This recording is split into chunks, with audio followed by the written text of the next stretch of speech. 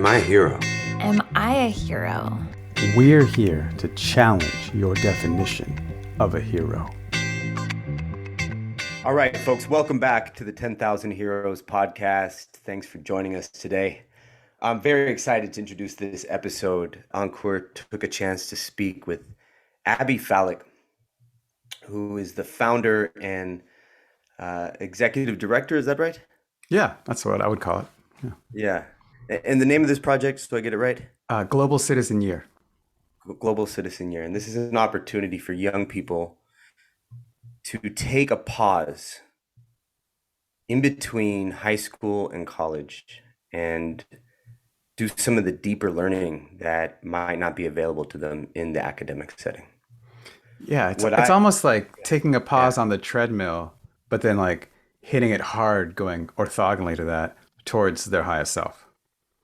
Well, that supposedly, and I think her work over the decade, about a decade now, right? Yeah.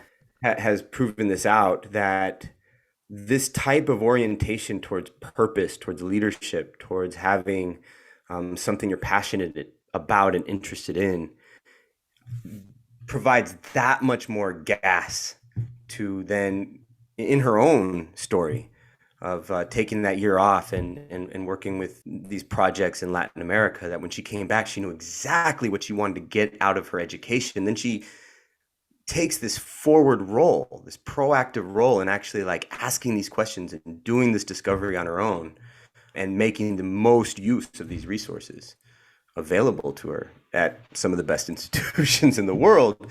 But she's in a place to really benefit from that, and then also put that into a work that's meaningful and beneficial to the world. I thought that this was an incredible deep dive for our listeners that are involved in the work we do in Momentum Lab. I thought this was an excellent exploration of vision. But I'm really excited for folks to dig into this content. I think they'll get a lot from it.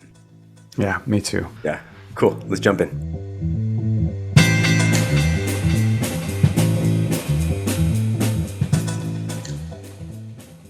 So my guest today is Abby Falik, who's an old friend of mine, and I'm just so delighted to be here with you today. Welcome to the show, Abby. Thank you, Ankh. I could not be more grateful. Yeah, it's wonderful, and the world knows you as the head of Global Citizen Year. I'm sure everybody in every village across the world now knows that. Small slice of the world.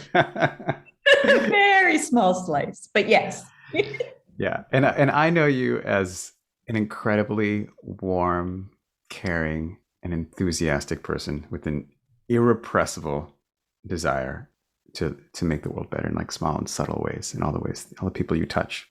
So there's many things we could talk about, but given the recent announcement about your project, which we can share at some point if you want, I want to talk about vision.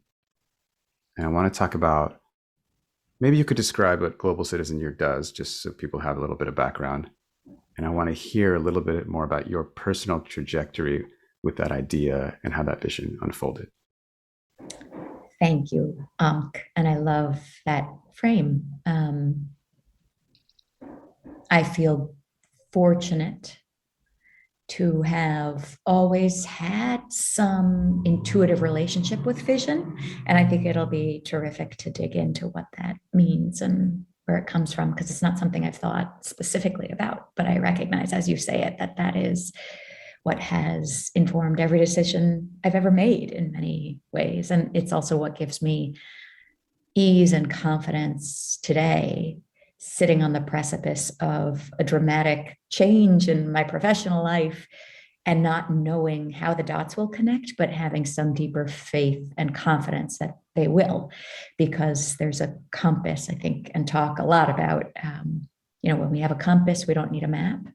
And that the compass is ultimately so much more useful to us because the map may not be our map anyway, or if you get off track on the map, doesn't necessarily give you information about how to stay on it. So with that, yes, I am the founder and leader at Global Citizen Year, which is reimagining a life stage for young humans on the cusp of adulthood.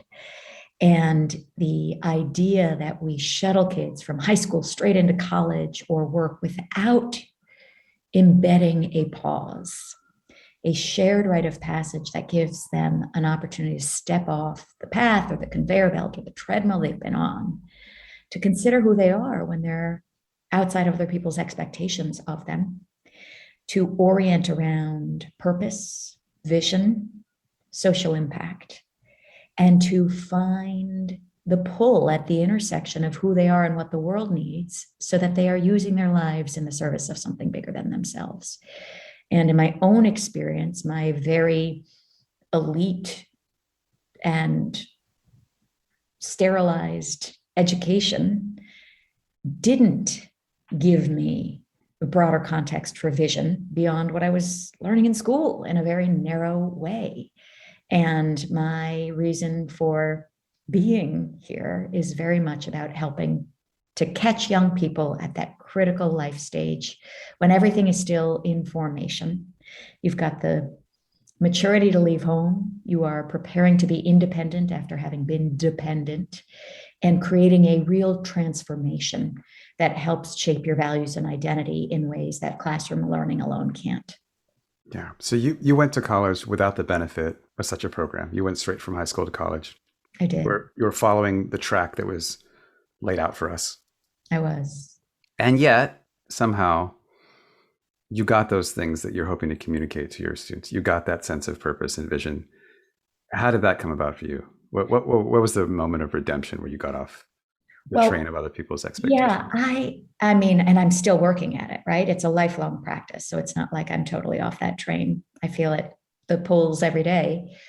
But so when I finished high school, I really wanted to take a year off. And there was so much inertia around going straight to college. I remember my high school really looked down on students who didn't go straight to college.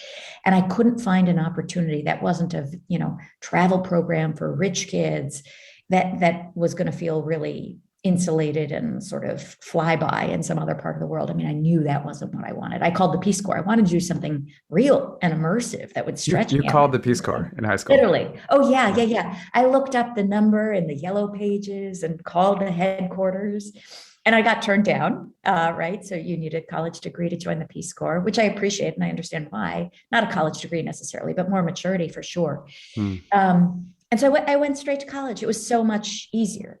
That was the well-trodden path in my context. And I took a year off after 2 years at Stanford, where we were undergraduates together. And I spent that year living and working in Latin America. I was in Brazil and in Nicaragua, working on different projects and not involved in study abroad, not enrolled in anything that was somebody else's program, very much by design. I needed to forge my own experience and path.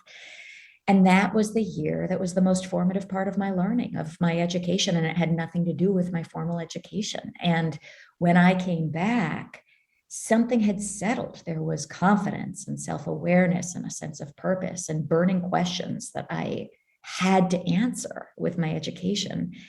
And it made me look back on the first 2 years I'd spent at school, feeling like I didn't know what I was doing there, feeling like an imposter, feeling like I was always just scrambling to keep up, never enough, and on somebody else's path. And it didn't really matter who I was or what I wanted to become outside of that context of the expectations. So that year was pivotal. And I think in many ways, it was the combination of that and my earlier instinct after high school that said, oh, the world will look different when young people from all backgrounds have access to this kind of experiential learning that is so formative as the ground note for everything that comes next. And every year we wait to do that. If you wait till your junior year or after college, we are missing the opportunity to shift your trajectory. I mean, many people are waiting until they retire. Yeah. Right. It's that idea of like, oh, I'll just do it once I have financial independence. Yeah. Right. Yeah, exactly. And I've come to see risk taking as a muscle, and that the sooner we start to exercise it, the stronger it becomes, and the more confident and comfortable we are making the hard or courageous choice every time the opportunity presents itself. But if you can start exercising that muscle when you're 18, it changes everything about how you live for the rest of your life. Okay, so let's go back. You had a year in Brazil and Nicaragua. You come back to Stanford. You have a sense of purpose that maybe you haven't experienced before. Was it crystallized at the time No, as a phrase? Was there something that you were like, this is what I want to do, no, or just it definitely wasn't. What was clear was how important the learning felt. And I petitioned Stanford to give me credit for my year of experience. And I got it. okay? So this is the I same sh- theme as like looking up the Peace Corps in the phone book, or so, you were just comfortable going to these large institutions, being like, hey, this is what I want. and maybe that has to do with vision too. There's sort of a seeing through the facade of the bureaucracy or the structure or the institution and feeling like, well, of course I'll just pick up the phone. I Yeah. feel like I learned very young that people are people are people are people. And it gave me confidence to not see hierarchy Hmm. and to not be easily deterred or intimidated. And Yeah. I knew with conviction that what I had learned that year in the world was going to matter more than what I was learning in a lecture hall. Yeah. And I made a case. I'd learned 2 languages. I'd read a lot of books. I'd done some writing. I'd, followed the thread of my curiosity and made the case that should count. And, I think that's an important part of the story in hindsight because it's very informative of what we do at Global Citizen Year, which is to say the things we give credit for Hmm. may not be the things that are most credit worthy. And we need a whole different currency for thinking about accrediting or making credible the kinds of learning that matters most. Yeah. And that there's an implicit choice when you say the learning that matters most. I think that matters most to what? And many of there's aspects of our educational system that are really just focused on jobs and productivity. Things like this matters most in order to getting a job, contributing to like GDP, supporting a family, blah blah blah. But are you talking about something else that matters most to a different goal or a different way of contributing to society? Or do you think that It's matters most to that productive fantasy as well? no, well, I think it awakens agency in a way that allows a human to choose what their role is in that productive fantasy. And I think it's about a whole new ledger Hmm. of what matters. I remember I went to Harvard Business School, last place in the world I would have ever imagined myself. And I think the school really prides itself on sort of starting salaries and the proportion of graduates who go into these very prefab specific industries and jobs.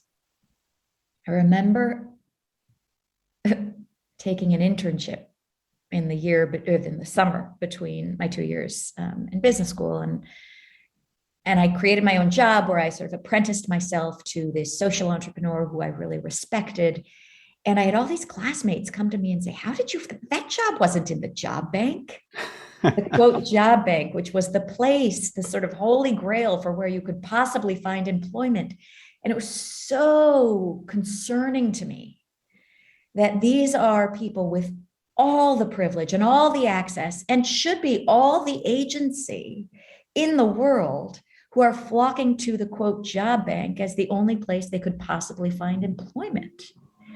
So that was another sort of seed that fell, that seed that dropped, that brought me back to this sense that, the summer between business school years, it's way too late to intervene. Hmm. My classmates were trained to be, quote, excellent sheep. Hmm. And I had been too, but we got to move further upstream to disrupt that process so that you can see that you get to choose how you create your life. And Ankh, you knew that young also. Where did that come from for you? Yeah, that's a good question. It probably had to do with being the guy who was different in my small town, the guy who wasn't white, who wasn't Christian, who wasn't aligned with the dominant kind of political norms. I didn't really have a choice. I just had to be. I was different, Mm. and then I think I could. What I could choose was to accept it or to fight against it. Mm. And I think a lot of my high school social life was trying to fight against it and not be different and pretend and blend in, because it's nice to blend in and have a sense of visual community, to like feel like that you're one of the people, even whether or not you actually feel that way. But I eventually I just couldn't.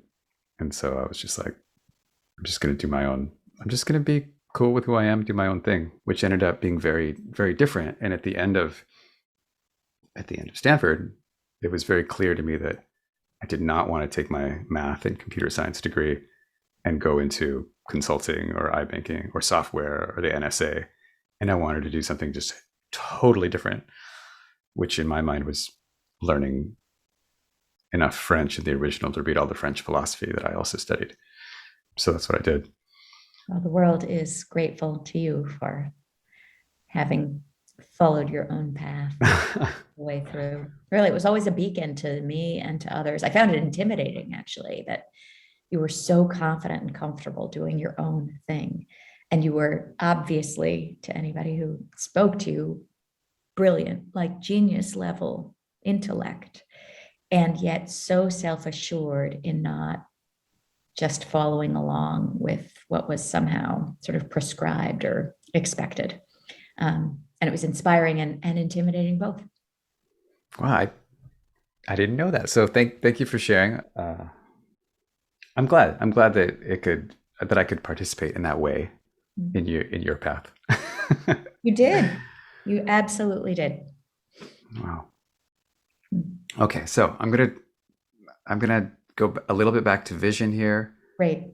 Vision. Yeah. So a moment ago, you said that you never thought you'd end up at Harvard Business School, Mm-hmm. but you ended up there, and you had to apply. I'm guessing you had to apply to get there. So there was some amount of intention and vision. But when did this idea of vision really come online? If it wasn't that after Stanford you were like, I'm going to Harvard Business School, and then I'm going to do this 5 years later, and then I'm going to do this 10 years later, on your own track, not on the normal track. But I mean, do you have that sense now that you have these like long-term plans that you're actualizing, or is it more? It's more the gist of something and a sense of vision, actually, but it's not a plan. Okay. So many thoughts on this. So when I was in college, and after I'd spent this year, my equivalent of a global citizen year in Latin America, I remember creating on my computer a little folder that I called, this is funny, I've not really talked about this, I called it the master plan. Ooh. Yeah, sounds like something you might have come up with, Ankh. I'm sure you've got many master plans. But it was the place I would just like drag and drop the things that somehow felt like they were resonant with where I was going. So it was people I met who really lit me up, or things I'd read that changed my perspective, and things I just wanted to like aggregate in some way as the core part of what I was here to express. And I had no idea what it meant, could not have given it a label other than that. Would have been very embarrassed if somebody looked over my shoulder and seen me cooking this up. Like I didn't know what it would become. But I look back and there was an intuition there that it was all going to lead towards something. And again, it comes back to this idea of, I somehow had calibrated a compass and had been, and then gained some comfort with getting rid of the idea that there needed to be a map. So when I think about why I ended up at business school, it was not like that was the vision or the plan. That was very much a means to a broader end. That decision came after 5-6 years after college of working in the social sector and feeling super, super frustrated that really important work was underfunded, was not structured in the way that it could have maximum impact, that was not communicating itself to the world that could actually drive really substantial resources to driving change. And I felt like, well, what better place to learn how to build and scale an enterprise that just happens to, have 501c3 as its tax status. Like, it doesn't really matter what you're for, but unless I could learn how to do this more effectively, the work I cared about, and as effectively as people in the private sector were learning how to do it. Some of the most important work in the world risks being subscale and not optimized. Oh, yeah. So that was, going to business school was not the vision. The vision was so much beyond that, but it was a pragmatic step toward what I was trying to accomplish. Yeah. And I find that so, I don't know, beautiful or healthy or necessary. And that so many of the people, even like myself, who wanted to see serious change in the world, were allergic to the tools that modern capitalism used, because it was like I was morally above that, or I looked down. That had some belief around that in the end was not helpful to my project. And you were able to separate those things. Like, I have these intentions. These people have other focuses or priorities or intentions, but they have developed a suite of tools that are incredible at achieving their goals. And I'm going to benefit from that. Yep. And I'm so grateful. I mean, it was an extraordinary opportunity in that sense. Yeah. Wow. And so when you started, did you already have this idea in mind of, I'm going to come up with something that's going to break open kids' brains at a young age? Was that part of it? Or was it just like, I'm going to find these tools, then I'll find the project to which I will apply the tools later? Well, the idea had really been planted, when I was 18 and the Peace Corps turned me down. And then when I was 21, I spent a year in Latin America. And so it was clear to me. I actually recently reread my application essay to business school. Ah, beautiful. Yeah. To understand where was this idea? And it was still quite broad, but it was clear to me that it was something at the intersection of education outside of the classroom, learning about the world through lived experience, and this really precious age that I feel like we fly by culturally as though it's not a thing, but that has a real sacred moment of opportunity, and that cultures and religions around the world have recognized as a crucial developmental transition. So I knew it was at the intersection of those things. Beyond that, I couldn't have articulated what it was going to be. But then I spent 2 years in MBA school, taking courses that fed my questions and vision, skimming the case studies for the exhibit at the back that somehow could then be popped into the business plan I was working on, scanning the faculty for people who could shine light on what I was trying to do. So it was the most empowered educational experience I've ever had, because I felt like I was there on a mission. I was there to chase down what I was looking for, which was, can't imagine a richer environment for doing that, for being a builder of an idea. Yeah. Yeah. Wow. So you had a mission. You were able to use all those resources to their utmost. So you went through that. And at the end of that, I'm just going to fast forward a little bit. Did you start the one version of the Global Citizen Year immediately, or did you have some other? I did. So I spent about a day thinking I was going to apply for other jobs in the job bank. You looked at the job bank. I looked at the job bank. I was not particularly inspired, but I was nervous because I didn't know exactly what I was leaping toward. And I remember sitting with a friend who was going to help me prepare to do a consulting interview, an interview for these consulting firms. And I just blew it. I mean, I would have been terrible in a job like that. And I would have hated it also, which is contributes to how bad at it I would have been. But we just looked at each other and laughed after I completely flailed in this mock interview. And he was like, this is just not you. And some part of me really did know. So there was a very particular moment of commitment for me, which was I won the school-wide pitch competition that happened just weeks before graduation. And I stood up on a stage. I had 60 seconds to compel this audience of 1,000 people I didn't know that this was an idea that needed to happen. And it was a very unusual idea in the context of a business school environment, to be, envisioning something that was so focused on impact and kind of irreverent, radical change in the world. And when I won first place in that context, I knew that I had no more excuses and that it was time for me to get out of my own way and take the leap and trust that that master plan I'd been working out in some form or another for 10 years at that point was ready to launch, and that I didn't need to keep preparing, but that I was actually ready to start doing it. Wow. Wow. It's tingling. I love that. And so what did V1 look like? Messy, Good. flex.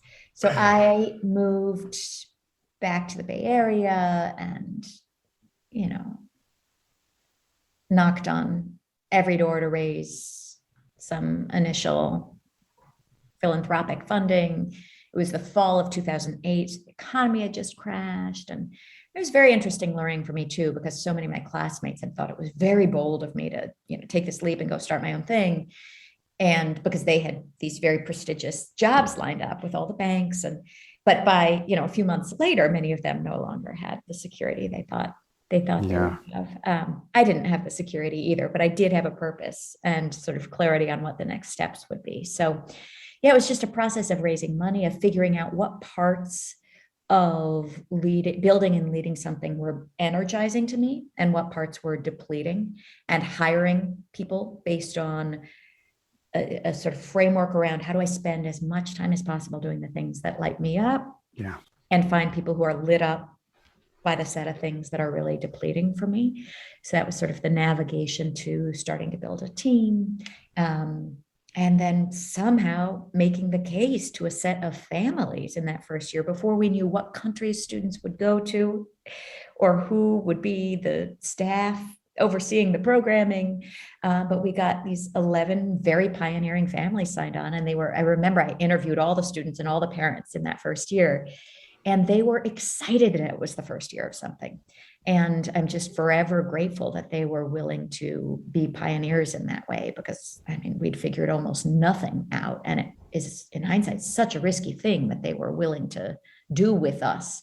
But it's what enabled us to get the whole thing going. Yeah. And how did you know some of those families, or there's an ad in the back of Popular Mechanics, or how did you find these people? Popular Mechanics. How did we find them? They were probably a couple steps removed from me, but I don't know. We had an email list of everybody I'd ever met in my life, and then merged it with the email list of the people I'd hired, and just creative ways of getting the word out. I think Facebook may have existed at that point too, so that might have been a part of the process.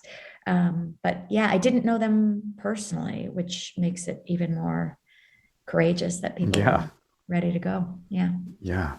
Amazing. And so that, I don't want to get too much, because I'm worried about boring you. So I don't want to get too much into about your work or have you go into sound bites, but I do want the audience to have a little sense that right now, essentially it's the same project. You find kids and families who want to take a year off between high school and college, a year off, which is probably like a year in, and You got it. a year on. deep, a year on. And then they go and they participate in projects in how many different countries now?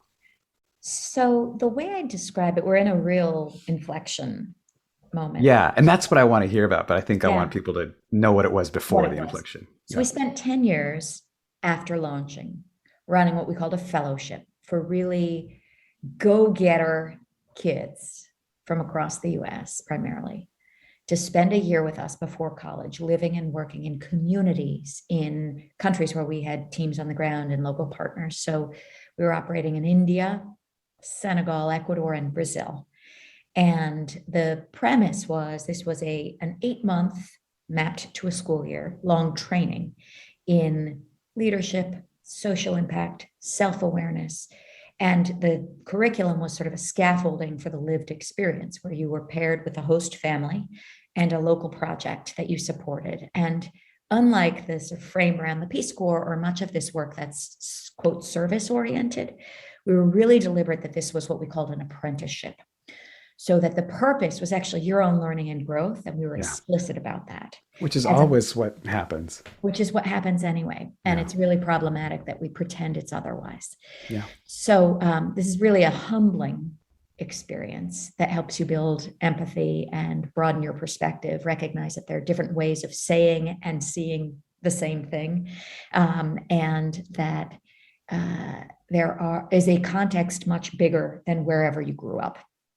And there are issues in the world that might break your heart or light you up that you can't not do something about. And so it's implanting that sense of, frankly, vision, purpose at that age, so that you come back and whatever it is you do next is guided by, informed by that deeper intuition around what you're here for. As opposed, it's like a counterforce to the inertia of other people's expectations and of these well-trodden paths. So in the first decade, we supported 1,000 young people through this fellowship, 80% of whom got financial aid from us in order to participate, 50% of whom were Pell Grant eligible when they got to college. So it's a very mixed group of students from every state in the US, and we started sort of peppering in students from other countries as well. So it's not just the normal elites that would have gone to Stanford or Harvard or the famous. No, I mean, we have plenty of those, which is actually really core to our theory of change, is that we need those students need that disruptive experience as much as anyone. But there's added benefit in bringing those kids together with kids who may or may not be going to college, who come from a very different context and who weren't the academic all-stars. So we have a rigorous application process. It doesn't include test scores or grades. We're looking for potential, but demonstrated in ways that don't appear on your high school transcript. Have you gotten something started from scratch? Have you inspired your peers to follow your lead? Can you tell us about how you've been resilient? Have you made the most of where you've started from? Have you already started looking outside of the job bank? Yes, you've already started looking outside the job bank. And so that gives us a little glimmer of there's something to hook into and build on here. So that was the first decade. And, we continue to stay in touch with our alumni. And I'm just awed by what they've gone on to do and how this has informed their decision-making and their leadership. And then 2020, we were on the verge of celebrating a 10-year anniversary. We were welcoming our 1,000th fellow home from the field, and COVID hits. And it actually became an emergency evacuation to get everybody home safely. It's not what we had planned. And then a very condensed period of intense leadership and decision making around, we had a team of 50 dispersed all over the world, and a complex operation that very obviously was not going to be able to continue as normal in a pandemic. So thinking about how to hold our people at the center of our decision making, whether it was our students or our staff, furloughing our global teams, but doing it in ways that were, generous and human first, and humane, and then reorienting. So it was, quick decisions to make sure we had enough money to make it through. And then it was coming back to vision, which was, there is no reason that a global pandemic needs to interrupt progress toward the ultimate vision, which is more kids need new pathways that help them find purpose. And if there were ever a moment in history to help young people see that there are new paths, that what you thought was foretold is not, that you can never actually plan your life and follow that plan. Like, this is the moment. And, we started sensing that record numbers of kids were not going to go to college as planned.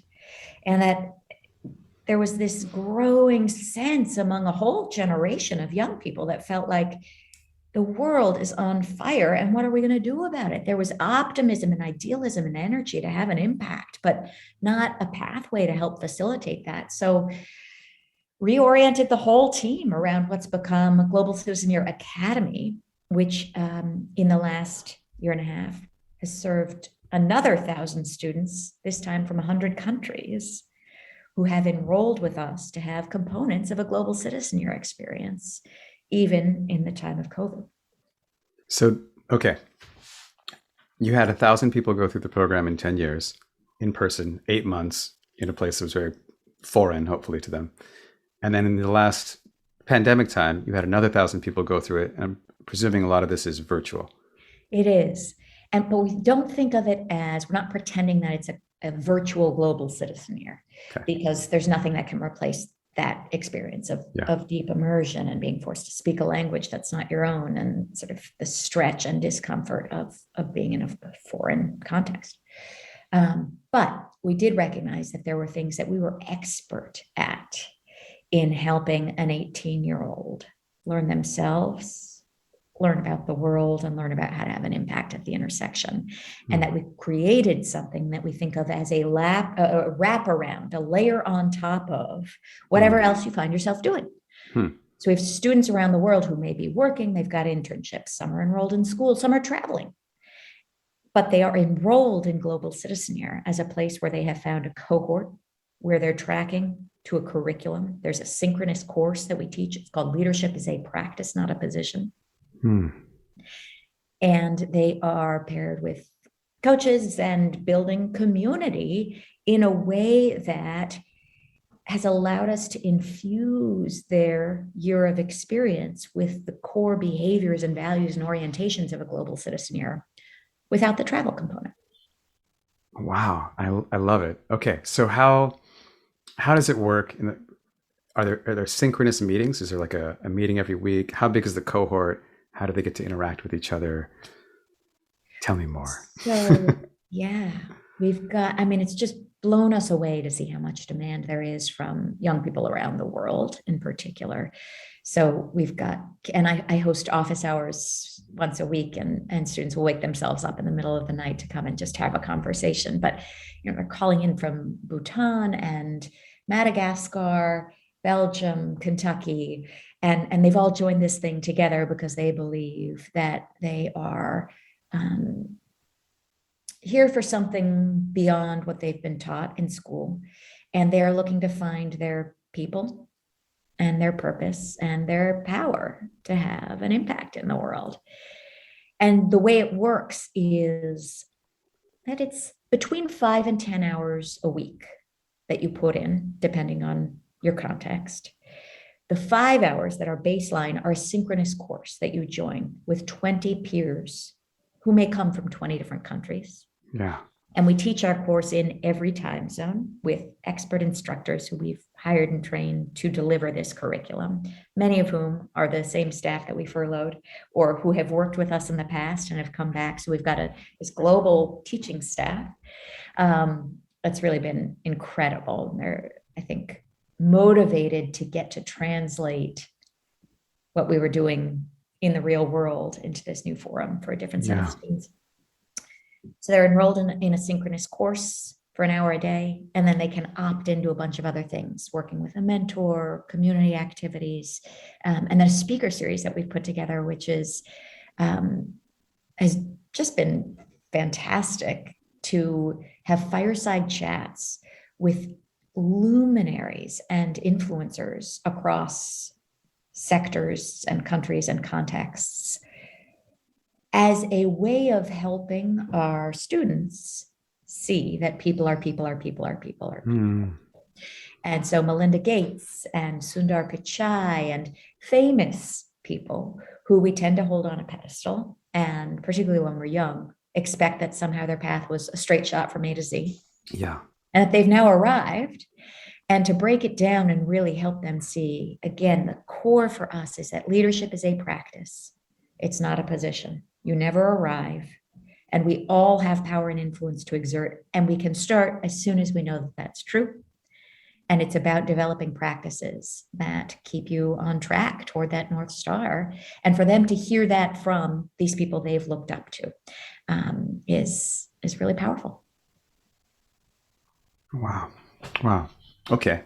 So that was a serious pivot in response to a serious challenge.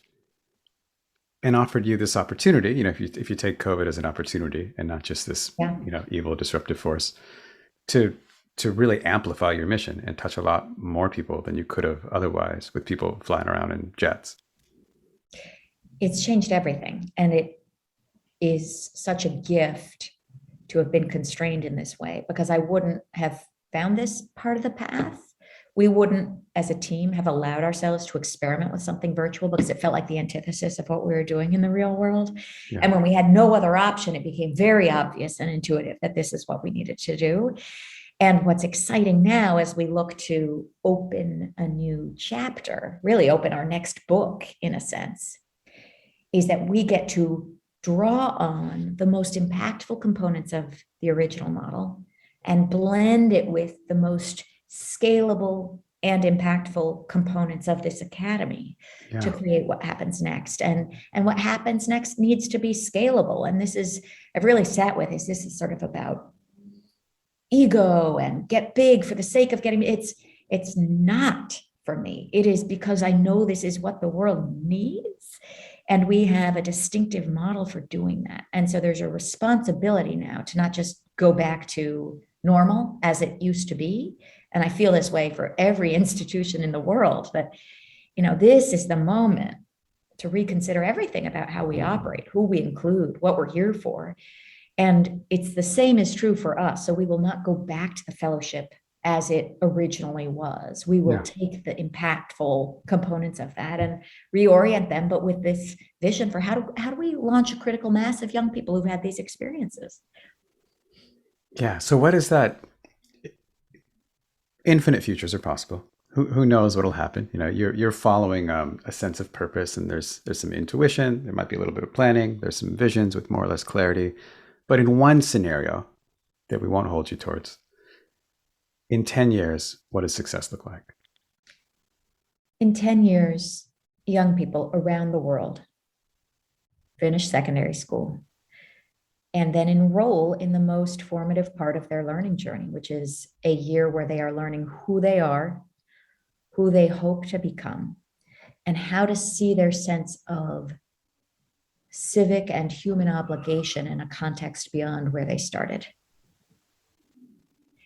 And that this is a normal, accepted, encouraged pathway for young people to take a global citizen year, small caps, and that we have tens of thousands of young people exercising their leadership across all industries and contexts around the world, but they're starting to steer the ships back towards something thicker and more impactful than the scramble for personal gain and maximizing quarterly returns, but that we're actually seeding the system with a very different type of citizen and leader. Beautiful.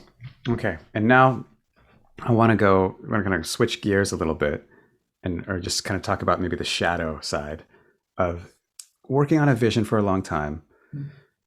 For many people, I don't know if this is your experience, is not always easy. There's setbacks. There's a crookedness in the lines. Have you had anything like that? Oh, no, never. It's really been straightforward. Oh, constant, daily. Yeah. I want to know how you persevere. I want to know your tricks. I want you to share with us the tricks, the experiences, the learnings of how do you keep going? How do you keep focused? How do you not get discouraged? What can we do? What can we integrate in our lives to learn to be as consistent and dedicated as you have been? Well, I'm looking right now on my computer. There is a sticky note that says, if the path is clear, you're on someone else's. Whoa.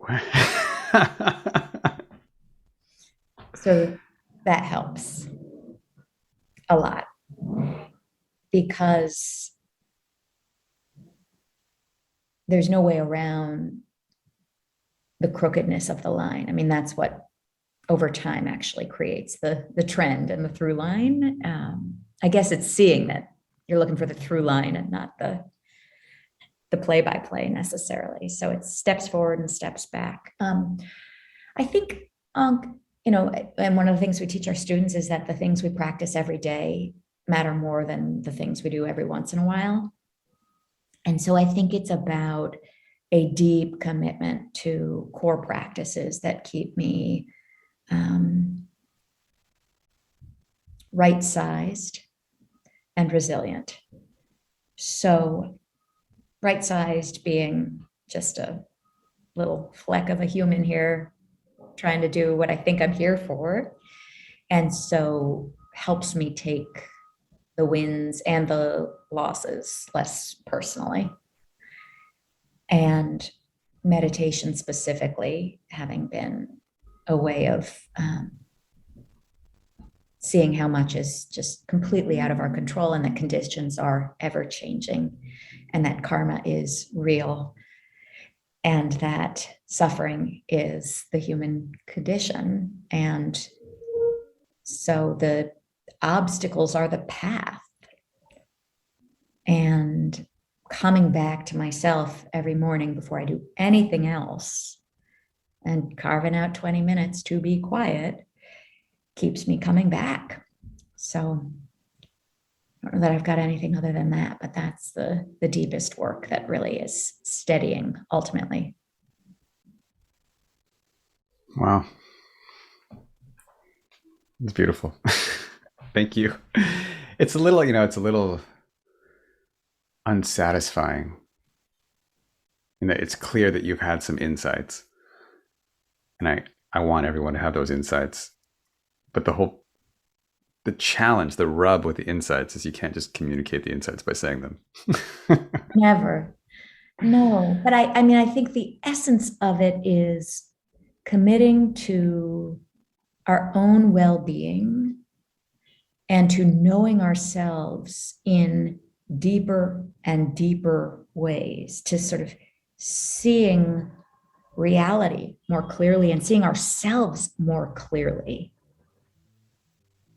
That intuition stems from there. And specifically and concretely with meditation, learning that we're all hardwired to somehow think our intellect leads. And that everything is figure outable with our brain and our thinking center.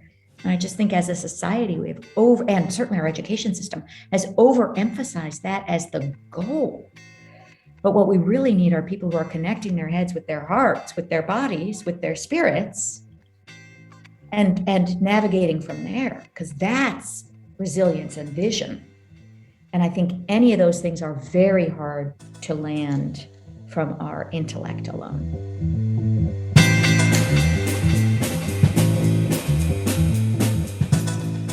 Okay, everybody, thank you for listening to another episode of 10,000 Heroes. My guest today was Abby Falik, the founder of Global Citizen Year. I encourage you to check out the show notes for the references on her site and the project she's doing right now. Thanks again, and we'll catch you next time.